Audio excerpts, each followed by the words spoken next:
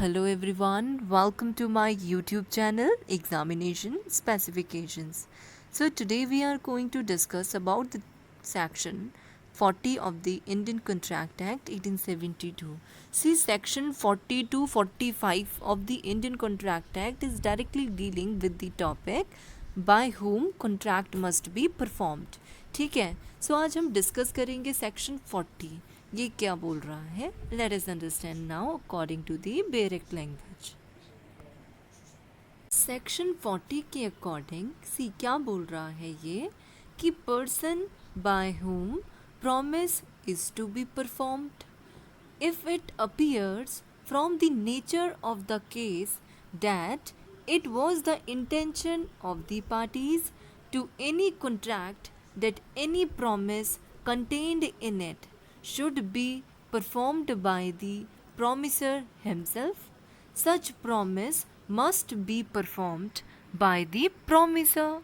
In other cases, the promisor or his representative may employ a competent person to perform it.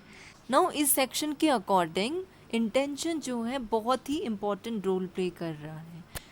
कि अगर दो parties हैं, ठीक है, उन दोनों पार्टीज़ की इंटेंशन है कि इस कॉन्ट्रैक्ट को, जो भी इस कॉन्ट्रैक्ट के अंदर प्रॉमिस था, उसको प्रॉमिसर पूरा करेगा. तो उस प्रॉमिस को पूरा कौन करेगा? Promiser himself will perform that.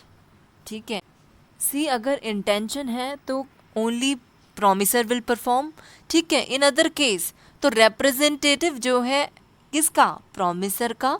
अगर प्रॉमिसर ने उन्हें एम्प्लॉय करा है तो he may be competent to perform that promise. समझ में आएगा. Actually now let us understand this with illustration कि ये सेक्शन बोल क्या रहा है. ठीक है, देखो इलस्ट्रेशन बोल रहा है कि A promises to pay B a sum of money. A promise करता है बी को कि वो उसे सम ऑफ मनी देगा.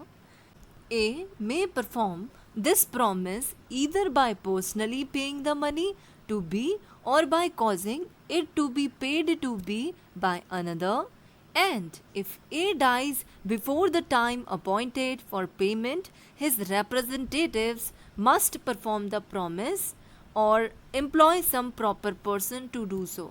Means देखो ये इलस्ट्रेशन सिंपल सा ये बात बोल रहा है कि ए प्रॉमिस करता है बी को कि वो उसे सम ऑफ मनी देगा. ए इस प्रॉमिस को परफॉर्म कर सकता है ईदर पर्सनली पे कर कर बी को मनी और बाय अपने किसी रिप्रेजेंटेटिव को बोलकर कि तुम ये मनी बी को दे दो. अब ए की डेथ हो जाती है अपना प्रॉमिस को पूरा करने से पहले, तो अब ए का जो रिप्रेजेंटेटिव है, अब ए की डेथ के बाद ए का जो रिप्रेजेंटेटिव है वो इस प्रॉमिस को पूरा करेगा, इस परफॉर्मेंस को पूरा करेगा. और कोई भी एक ऐसा पर्सन को एम्प्लॉय कर सकता है जो उस काम को पूरा करे.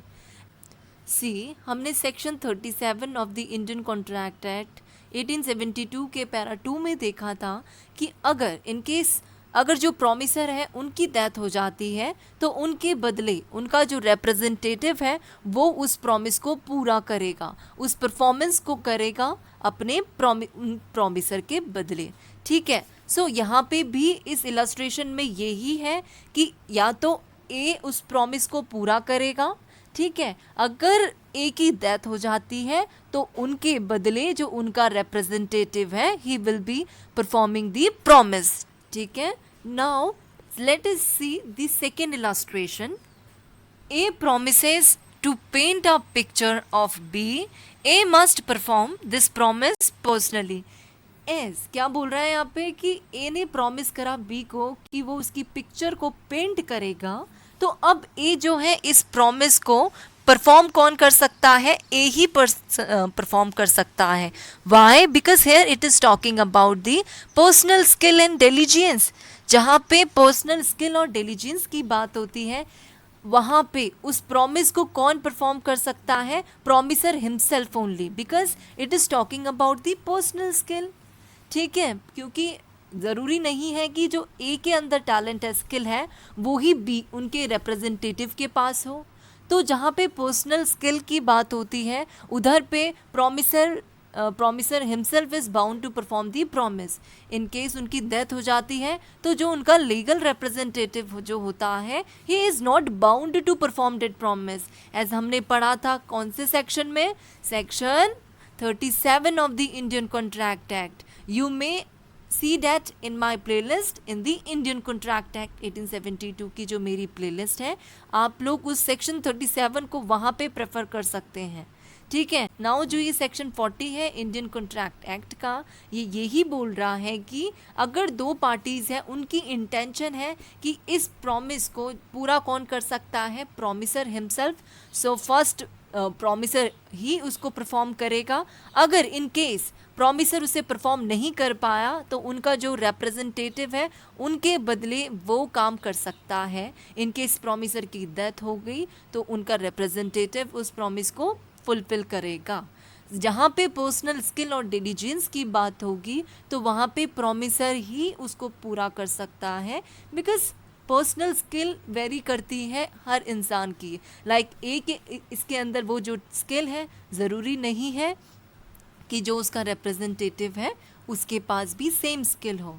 So here the contract mode is on personal confidence. ठीक है. So this was all about section 40 of the Indian Contract Act, and this is very much important. Must focus upon section 37 also when you are studying this section 40 of the Indian Contract Act. So thank you so much. That's it.